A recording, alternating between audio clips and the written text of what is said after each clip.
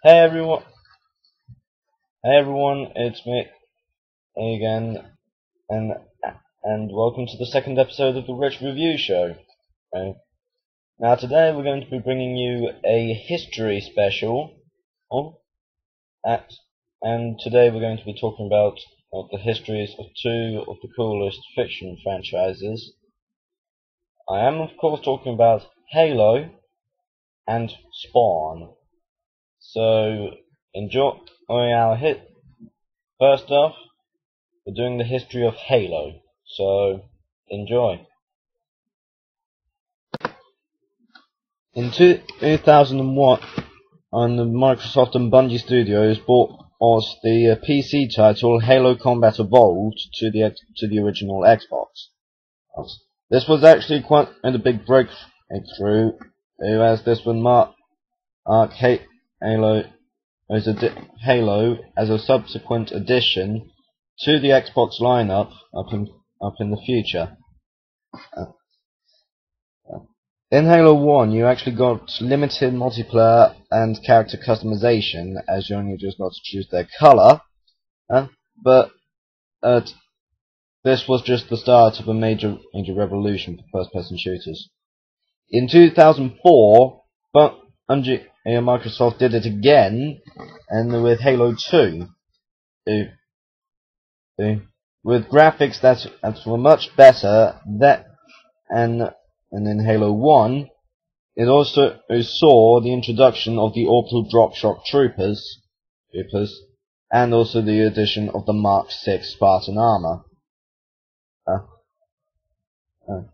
Though sadly the assault rifle from the first game was replaced with the battle rifle, which it did offer range, but it didn't offer quite the same amount of rounds per minute as the assault rifle. Character customization in this game was a lot better than in Halo 1, as it also added emblems and also the elites as playable characters as for multiplayer. As in the campaign, you got to play as the Arbiter,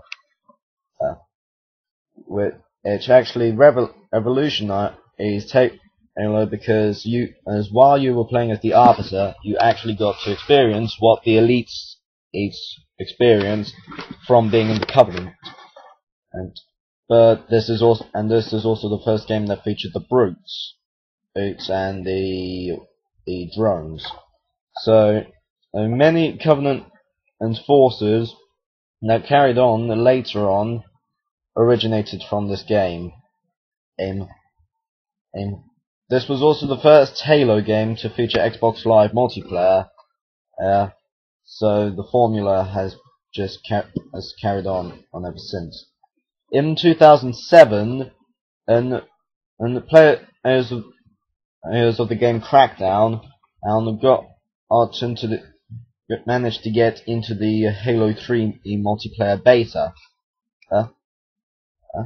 and later on in the same year, Microsoft and Bungie brought out Halo 3. This actually brought the customization of your multiplayer avatar into its peak, with customizable armor, colors, and emblems. And the assault rifle made a return, and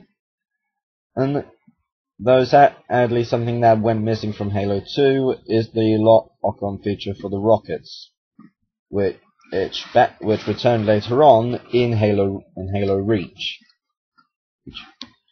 But even though the rockets lost their lock-on, they still proved quite useful. Halo 3 was actually one of the biggest selling games of 2007, right up to 2009, when Halo Wars and Halo 3 ODST were unleashed onto the world. Following that would come Halo Reach, Bungie's last ever Halo game, or the last ever Halo game they would make,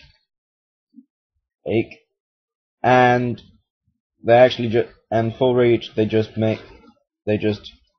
put better graphics in, and they also allowed the simultaneous switch between multiplayer and campaign for your character. So you can use the character that you made for multiplayer in the campaign, except if it's an elite, because well, you can't really play as an elite in the campaign, especially since you're just fighting the elites. But it's everything you would expect a Halo game to have Halo Reach has it. And back onto Halo 3, some old friends have returned, such as the assault rifle, as well as some new weapons such as the brute shot, the Spartan laser, and also the spiker, the brute spiker. Halo still continues to be one of the most popular science fiction franchises ever known. Yet people actually say Call of Duty is better. Just don't listen to them, because they don't even know what they're talking about. They don't even know what a true game is. But it's still, despite the oppression from Call of Duty, Halo continues to be one of the greatest game franchises ever known to man. So this is our review of the history of Halo. Anyway, thank you very much for watching. So there's the history of Halo in a nutshell. Well, now we're on to our second history. This time, it's not of a popular game franchise. It is of a popular comic character of the 80s. I am talking about Todd McFarlane's Spawn. This history is actually it's awesome, so just watch it and comment what you think. In the late 80s, Todd McFarlane released a comic book called Spawn. The idea was a assassin was killed and sent to hell, only to come back to seek revenge on the person who killed him. And this was actually quite a big hit. And in 1997, there was a film released for it. It's starring Martin Sheen as a really small, really obsessive, demonic clown. And it also featured a bioweapon that could destroy the whole of humanity. And this also explains the origin of Spawn. For those people who have not read the comic book, so it also has some of the best special effects ever seen in a superhero film. Because of the chains, and also the Violator, who is known for being Spawn's arch nemesis, is from Hell, as the Violator is always jealous of the Hell Spawn's being in command of Hell's army. One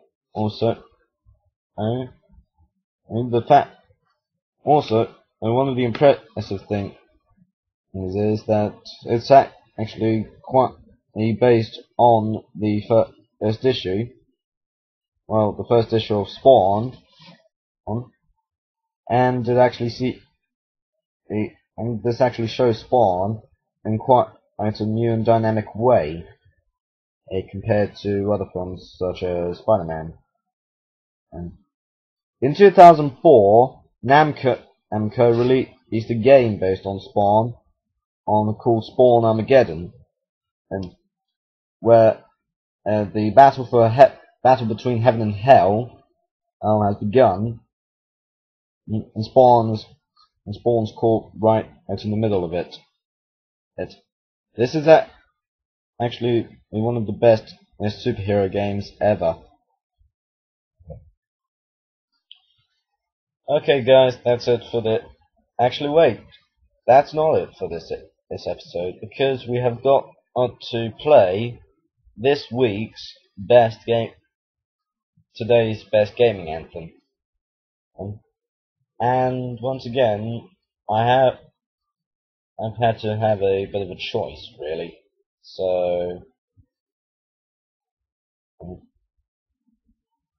I haven't exactly decided yet, but we will do it next week, because I may need to get some game soundtracks. So send in the comment to what art song you would like to be played on the show next time. Also, make comments on what art games you want reviewed, and also possible new titles for the show. So we're still open for suggestions, believe it or not. So see you next week. But in the meantime, we're having a remix of last time's best gaming anthem. So